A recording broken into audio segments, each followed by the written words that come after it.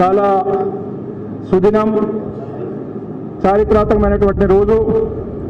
గత 3 దశాబ్దాలు ఈ ప్రాంత రైతులు పసుపు బోర్డు కోసం చేసినటువంటి పోరాటం భారత ప్రధానమంత్రి ఆశీర్వాదంతో, పెద్దలు అమిత్ షా గారి సహకారంతో, మన పార్లమెంట్ సభ్యులు గౌరవనీయులు అరవింద్ గారు పసుపు బోర్డు సాధించి ఆ పసుపు బోర్డు జాతీయ కార్యాలయాన్ని నిజామాబాద్లోనే ఏర్పాటు చేయించి దానికి ఒక సామాన్యమైనటువంటి రైతు కుటుంబం నుంచి వచ్చినటువంటి నాలాంటి సామాన్యుడికి దాదాపు 30 సంవత్సరాలు భారతీయ జనతా పార్టీ కార్యకర్తగా పనిచేసినటువంటి నాలాంటి సామాన్యుడికి జాతీయ బోర్డు చైర్మన్ గా నియామకం చేసినటువంటి భారతీయ జనతా పార్టీ రాష్ట్ర పార్టీకి, కేంద్ర పార్టీకి అందరికీ కూడా నేను ధన్యవాదాలు తెలియజేసుకుంటున్నాను.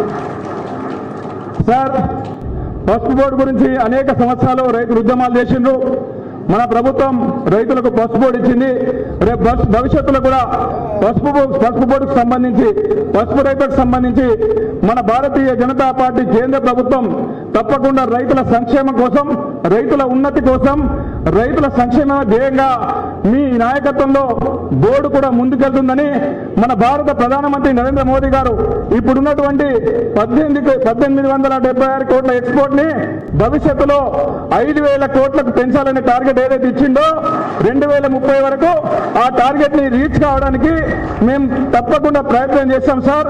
మీ ఆశీర్వాదం ఉండాలని బోర్డుకు మా అందరికీ అమిత్ షా గారి ఆశీర్వాదం ఉండాలని కోరుకుంటూ ఈ అవకాశం ఇచ్చిన మీ అందరికీ కూడా ధన్యవాదాలు ముగిస్తున్నాను. భారత్ మాతాకి. అదేవిధంగా ఒకసారి మీరందరూ కూడా రైతులందరూ లేచి మనకు పసుపు బోర్డు ఇచ్చి జాతీయ కార్యాలయాన్ని ఇక్కడ ఏర్పాటు చేసినందుకు చప్పట్లతోనే పెద్దలు అమిత్ షా గారికి స్వాగతించాల్సిందిగా, ధన్యవాదాలు చెప్పాల్సిందిగా మీ అందరినీ కూడా కోరుకుంటా ఉన్నాను. धन्यवाद सर, बहुत बहुत धन्यवाद है आपका।